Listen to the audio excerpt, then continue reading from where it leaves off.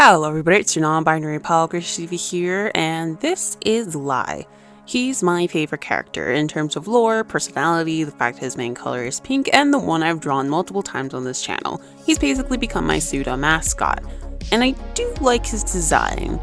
Well, almost. Although I think it's quite good, I've always thought about changing just a few things about him to make him feel even more like my favorite.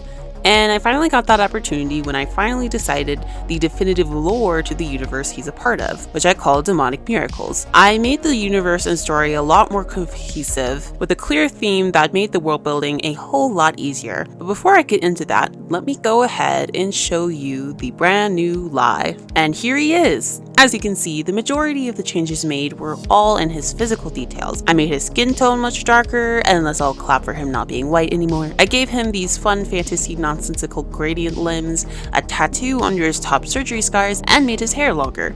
I also made the contrast in the pink gradient much more extreme. The final thing I changed is his eye, which is now yellow and has a swirly shape, which is what I give to all my demons. As far as his outfits, they all stayed pretty much the same, aside from changing the colors a bit so they wouldn't blend in with his new skin tone. His backstory itself didn't change all that much. He still lost his first partner and he's a miracle wielder, but the context behind those has changed quite a bit. He's also still a vampire, but also a demon. Let me explain how that's possible by explaining the new Demonic Miracles universe. This universe shares some similarities to ours, but all of the creatures and monsters in our legends are actually real. All of them were actually aliens who originated on other planets in our solar system, but they left long ago when they got technology advanced enough, and now they all reside in faraway galaxies. In particular, there are two main species, the angels and the demons. The angels have become a fairly corrupt society and are being ruled over and controlled by the Finale, the last god in this section of the universe. There are many gods, each that represent different aspects of the cosmos, but the ones here left long ago, leaving behind fragments of their essence, which are the miracles. The Finale wishes to place these miracles inside mortals in order to create new gods. Since the Finale represents extreme order, the angel society can be very cruel and often enforces its wills onto others. The demons do not follow the Finale and are trying to maintain their freedom. Unlike the angels, who are just one species, the demons make up multiple subspecies. The ones that reside here are vampires, satyrs, imps, crystallines, dragons, merfolk, pixies, and ghosts. They share the similar trait of the swirly pupil, but that's about it. They all have their own unique cultures, but are very friendly with one another, especially when they have a common enemy. Now, even though the angels are just one species, they do take on different forms. The angels are cursed with a deadly plague, which, if allowed to spread, converts them into mindless monsters. Because of this, the angels created cybernetic technology in order to replace infected areas of the body that have to be cut off. They've even used this technology to create whole new bodies for the dead to reside in. There's also the acolytes, who are a group of demons that have been completely brainwashed by the angels and work for them. And that's all the background info to understand the new lore. So, E.V.A. is a demon vampire, and his previous boyfriend was also a demon. One day, E.V.A. came across a dying angel who had one of the miracles with them. This miracle chose E.V.A. as its new host, which the Angel Council did not like. This all eventually led to the death of his partner, which almost completely broke him even after getting revenge for it. North was able to help him out, who we'll talk about later, and he was able to get a job as a mercenary. He's been living alone ever since, partying at night and sleeping around. And then his new love interest showed up at his door. That's right, I'm not just talking about E.V.A. in this, I'm also talking about the rest of the main cast of the Demonic Miracles story. So let's talk about them next. The next character was previously called Karl, but I decided to change that to Cast since it sounds much more like an actual name. I say as the main character here is named E.V.A, but anyway, out of all the characters in this lineup, Cast got the most changes to his design. This is primarily due to how I wanted the new angels to look. I did like his design beforehand, but I wasn't a fan of it next to the other characters. I gave him a new hairstyle, which is this braided high ponytail look, and a much more femme-leaning outfit with long flowing fabrics, since I imagine he really likes those. His skin tone is also a fantasy color, since all angels have that, and his main color is now green. I'd actually always wanted his design to be green, but for some reason struggled to make that work with his old design. Because of that, I also gave him reddish pink for a secondary color in places like his eyes. And if it wasn't obvious at this point, Cass is supposed to be an angel, and angels typically have wings, but he lost his, so he has scars on his back instead. I also gave him some alt designs. Previously, Lai was always the only one that got alternate outfits, but since everyone's main design is their work outfit, I felt like they should all have some different outfits too, so I gave Cass 2 of them, one for going out and one for chilling at home. Cass lived with the demons for most of his life, which is how he was able to avoid the corruptedness of the Angel Society, but he was eventually forced to work with them after it was discovered that he is immune to the Angel Plague. He was treated as a sort of martyr, but hated it and ran away. The angels have been punishing him ever since, making sure he doesn't have a job or his own place. One day he gets the opportunity to be potentially hired as a mercenary and goes to Lai for the interview, which is how they met. Mercenaries are a whole organized thing, being called the Mercenary Guild, and it is ran by our next character. Selene was always the boss of whatever organization the team worked in for a while, and I changed it to be a mercenary guild to match the darker tones of this new lore. I changed Selene's lore in pretty massive ways, taking inspiration from her previous story and also from the very famous Frankenstein story, or Frankenstein, however you like to say it. Selene's family line goes back super far, all the way back on Earth. A mad scientist created a Frankenstein-like creature who learned from that scientist and gained the ability to create another creature like them. This cycle of creature creating the next one repeated even as they ventured into space. Their ultimate goal is to create the perfect, quote-unquote, specimen, one who requires as little different parts as possible and one who can live forever. Eventually, this cycle gets to Selene, who was made of some leftover human parts, cybernetic technology, and a little bit of angel. The angel seemed to have approved of this since they gave the scientist an actual miracle to be used as well, and that's how we get Selene.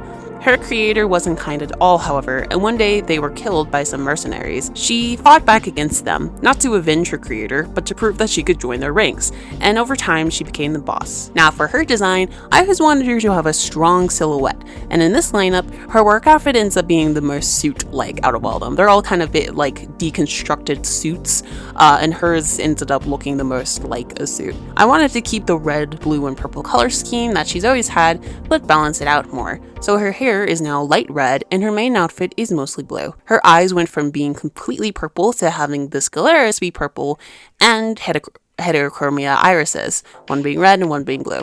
I also gave her a second outfit that she wears outside of work. With this one, I was able to incorporate some details I had thought about adding before and made it mostly red. Now that we've talked about everyone who got some big changes, let's talk about the one who got the least amount of design changes. North is a satyr, but with this new lore, they are a demon satyr specifically.